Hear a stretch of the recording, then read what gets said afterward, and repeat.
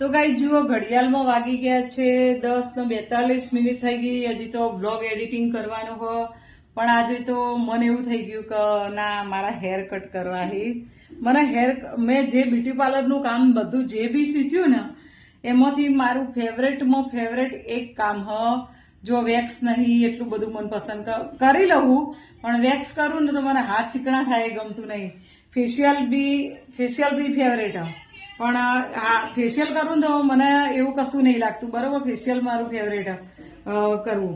પછી બીજું કે ફેવરેટમાં ફેવરેટ ગણવા જો ને તમારું આઈબ્રો કશું જતું નહીં. મને કોઈ એવું કહે ને કે મારા હેર કટ કરી આલ ને તો હું તરત કાતર લઈને બેજો.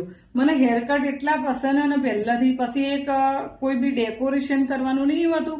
કોઈ આપણે હેર ઉપર ડેકોરેશન કરતા હોય, એક હેરસ્ટાઈલ લીધી હોય એના ઉપરનું કોઈ બી ડેકોરેશન હોય, બે વસ્તુ મારી ફેવરેટ. એમાં હું હેર ડેકોરેશનનું તો કોક વખત જ આવે હા. તો મેં હેર કટ અત્યારે હાલ મારા જાતે મારા પોતાના હેર કટ કર્યા. મારે કાલ બાલ કલર લગાવવું હોય, માથામાં હેર કલર લગાવવાનો હોય. જો મારા સફેદ વાળ બહુ હોય એટલે તો મેં આજે હેર કટ કરી દીધા. મેં કીધું આજ હેર કટ કરી લઉં ને તો મારા મોઢા ઉપર આવાજ શૂટ થાય એટલા માટે. તો મેં હેર કટ જાતે કર્યા. તમને કેવા લાગે હેર કટ? અને તમને ના મનાતું હોય તો હું મારા બતાવું. પહેલાં તો મારા હેર તમને બતાવું.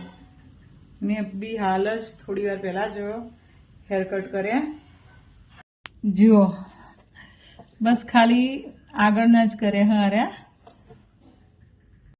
તો કોમેન્ટમાં બતાવજો. જો આંચલના હેર કટ પણ હું જાતે કરું.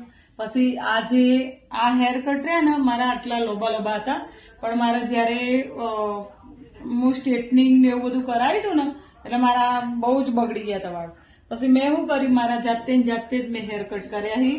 હું ઘણીવાર તમને કહું કે મારા હેર કટ મેં જાતે કર્યા, અને મને જેવી કટિંગ કરવી હોય ને એવી મને ફાવે. એટલે કઈ કટિંગો ફાવ્યું, લેયર્સ કટિંગ, પછી સ્ટેપ કટ, પછી આરે અને બેબી કટ. આ ત્રણ તો મારા ફેવરેટ છે. મને ત્રણ કટિંગ તો બહુ જ ગમે હો. બરાબર, તો મેં મારા જાતે જુઓ મારા પાછળના હેર પણ મેં મારા જાતે કટ કર્યા અને અત્યારે હાલ આરે હેર કટ કર્યા. તો કોમેન્ટમાં જરૂર બતાવજો કે મારી કટિંગ તમને કેવી લાગી.